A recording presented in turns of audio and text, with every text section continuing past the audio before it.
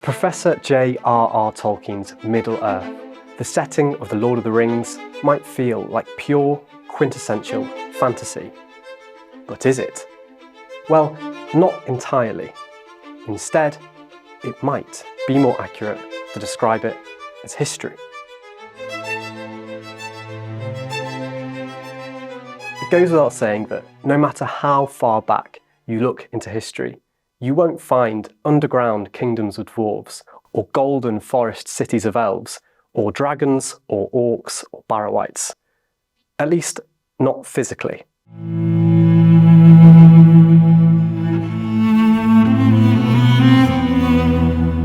Tolkien didn't single-handedly create these concepts. In fact, none of them are original ideas.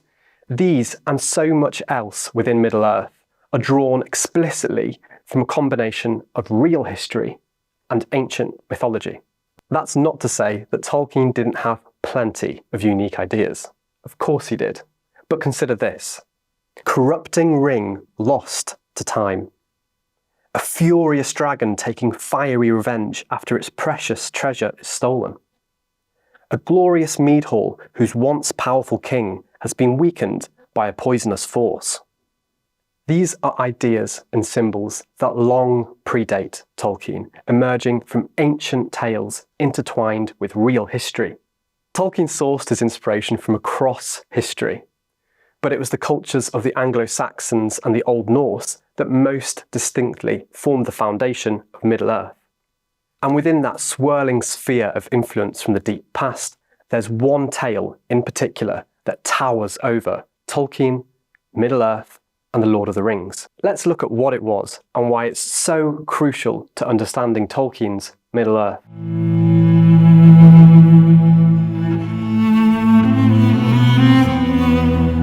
In 1936, Tolkien, then an Oxford professor, delivered one of the most significant lectures of his career. This was the culmination of over a decade of Tolkien's study into Beowulf, an Old English epic which he studied for its significance to history as well as its significance as a piece of ancient storytelling. At the same time as researching Beowulf, Tolkien also started work on a piece of his own writing.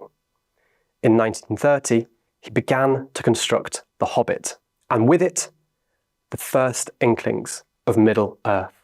So it's unsurprising then that the fingerprints of Beowulf are all over Tolkien's Middle-earth.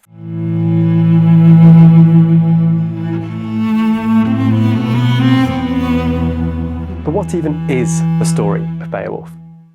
Composed from as early as the 8th century, Beowulf is an epic poem that recounts the journey of a mighty hero who crosses the sea to aid the Danish king Hrothgar by confronting Grendel, a monstrous creature haunting Hrothgar's hall. After killing Grendel with his bare hands, Beowulf then confronts an even deadlier threat, Grendel's mother, lurking beneath a dark lake.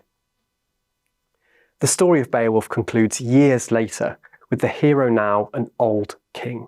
In his final, fatal battle, Beowulf confronts a violent dragon, enraged when it discovers a thief has stolen from its precious hoard of treasure. Sound familiar?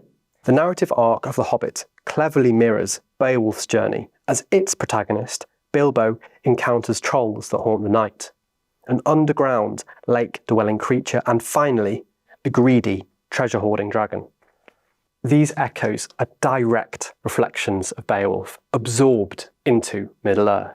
But Beowulf isn't the only semi-mythic influence from history that shaped Tolkien's work. In fact, there are other stories that played that role too.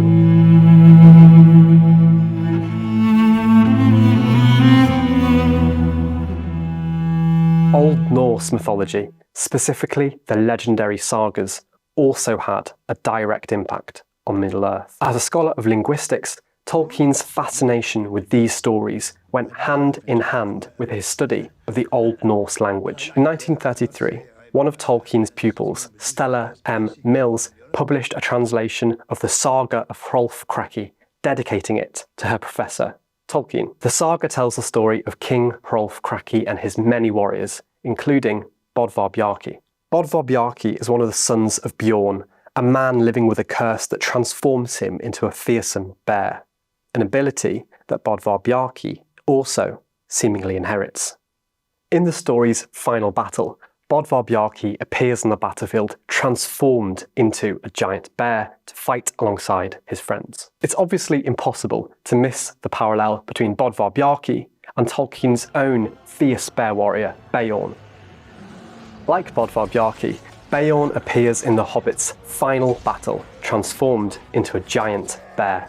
Elsewhere, the story of Hrolf Kraki also tells the tale of a magnificent and beautiful ring, a ring so beautiful that it incites envy and betrayal. This ring is cast into the sea, lost, before eventually being retrieved. Once again, it's impossible to ignore as a parallel to Tolkien's writing, specifically the One Ring, the anchor of the story of The Lord of the Rings.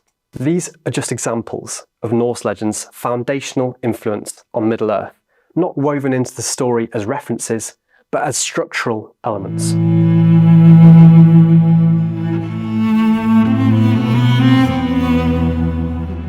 If Beowulf and the Norse sagas are mythologized stories breaking through into Tolkien's writing, what about real history? How did this influence Tolkien's writing? What about the real figures who inhabited the world of our past? Tolkien was captivated by the stories of ancient cultures in Europe and beyond. But it was England's own history that perhaps influenced him most, and especially the stories of the Anglo-Saxons. Rohan, known in Tolkien's work as the Mark, is a near direct reflection of the old Anglo-Saxon kingdom of Mercia, which, in Old English, means, you guessed it, the Mark.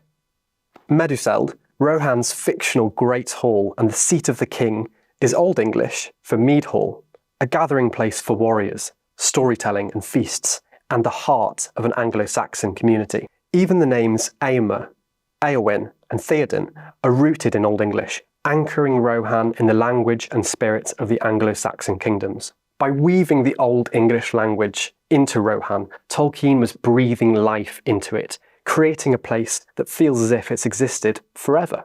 But looking beyond language, Tolkien was almost certainly inspired by the real stories of the real figures from Anglo-Saxon history.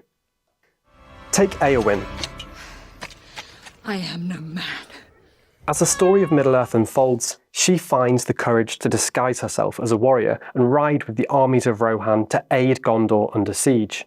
At a crucial moment, donned in armour, she battles the leader of Sauron's armies, defeating and killing him. Given the depth of Tolkien's knowledge of Anglo-Saxon history, it's not a stretch to imagine that Eowyn's story might have been directly inspired by the life and achievements of Ethelfled, daughter of King Alfred the Great, Lady of the Mercians and remarkable military leader in her own right. She helped command the Anglo-Saxon armies of the 9th and 10th centuries, orchestrating great victories against the Viking enemies and defending her kingdom. Even real Anglo-Saxon archaeology found its way to Tolkien's world. In 1939, the Sutton Hoo burial ship, housed in a giant barrow mound, was discovered. Within the burial were hoards of Anglo-Saxon treasure, swords and shields and helmets. And the Sutton Hoo burial is incredibly reminiscent of Tolkien's vision of Rohan's burial practices, where dead rulers lay along the borders of the kingdom in grand barrow mounds. The more you engage with Anglo-Saxon and Old Norse history through the likes of mythology and real archaeological finds, the more you're constantly confronted by an endless stream of inspiration that evidently found its way into Tolkien's Middle-earth.